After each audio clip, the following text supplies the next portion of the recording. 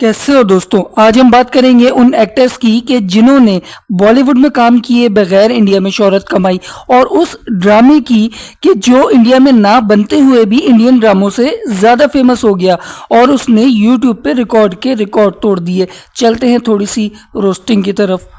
कभी मैं कभी तुम में इनाम से निकले हुए फहद मुस्तफ़ा का हाल उस जीतो पाकिस्तान के डिब्बे की तरह है जिसको खोलने से पहले हर कोई बोलता है सोच लो, क्योंकि इस ड्रामे में फहद मुस्तफ़ा हर तरफ से बचता ही जा रहा है। कभी बाप बजा देता है, कभी भाई, कभी ससुराल वाले, तो कभी बीवी, और माँ से जलील होने पर तो ही सारी स्क्रिप्ट कायम है।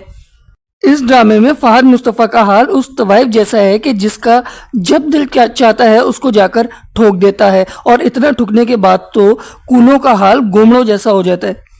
और क्रेज चेक करो इस ड्रामे का। वो लड़कियां जिनकी कूलियां सिविक से नीचे नहीं टिकती, वो भी फहद जैसा नलायक भांड मांग रही हैं।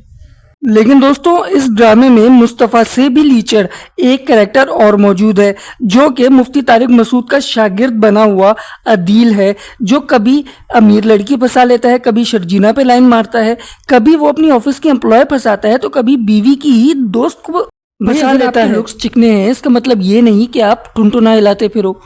इस अदील ने ना मुफ्ती साहब की पूरी बात नहीं सुनी। मुफ्ती साहब ने बोला था कि पहले शादी करो बाद में सब कुछ करो। इसने तो शादी छोड़ दी, बाकी सब कुछ करना शुरू कर दिया। ये होता है वीडियोस को स्किप करने का नतीजा। तुम लोग बिल्कुल भी मत करना। और रुबाब तो अल्लाह माफ करे शोहर खाने वाली औरत, इसका तो बस नहीं चल रहा कि शोहर के फेफड़ों में घुस जाए। आती जाती सासों से भी पूछे कि किससे टकरा कर आई हो।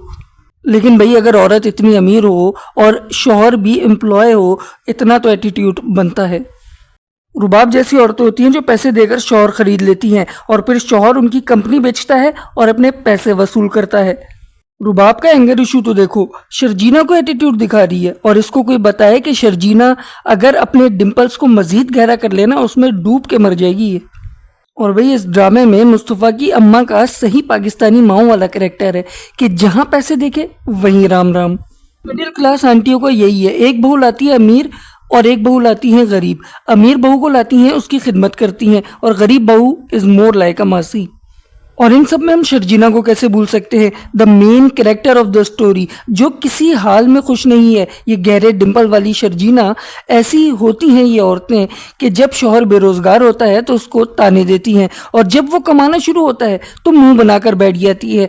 ओवरऑल अगर ड्रामे देखे जाएं मिस शर्जीना और हानिया आमिर के, तो तकरीबन सब में ही रोना धोना तो कंपलसरी है, क्योंकि उसके बगैर तो एक्टिंग होती ही नहीं है। सिंपल सी बात नहीं समझ रही कि बंदा कमाएगा नहीं तो खाएगा कैसे, लेकिन नहीं, इसको तो बस मुस्तफ़ा के कंधों पर सर रख के सोना है और बकचोदी करनी है।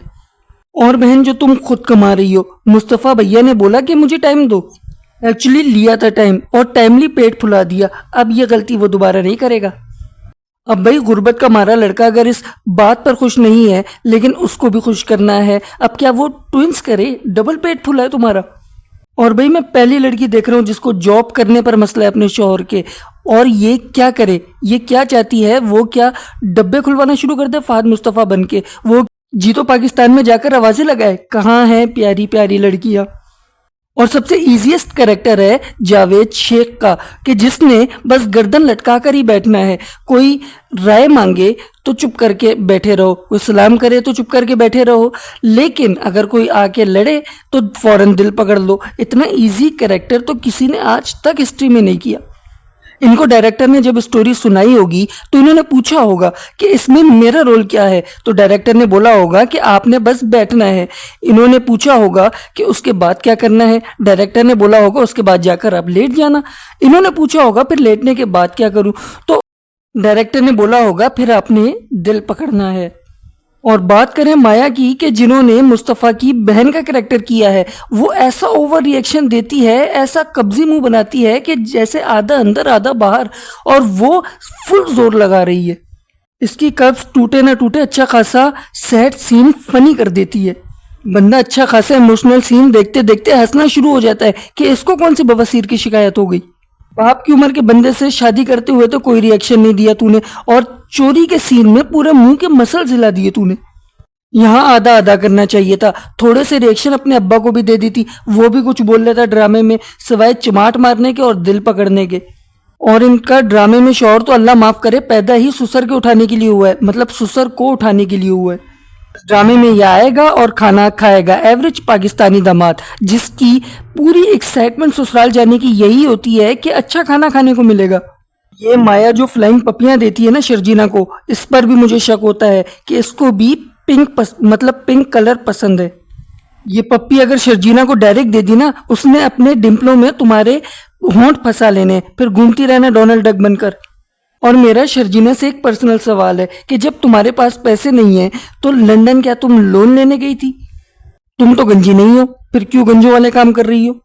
दिलजीत दोसांझ ने भी टिश्यू निकाल दिया होगा कि कहीं यहाँ पर भी ना रो दे।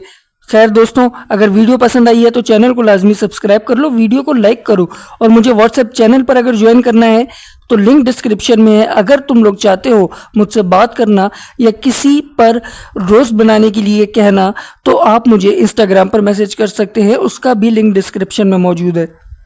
अगली वीडियो तक के लिए अल्लाह हाफिज़।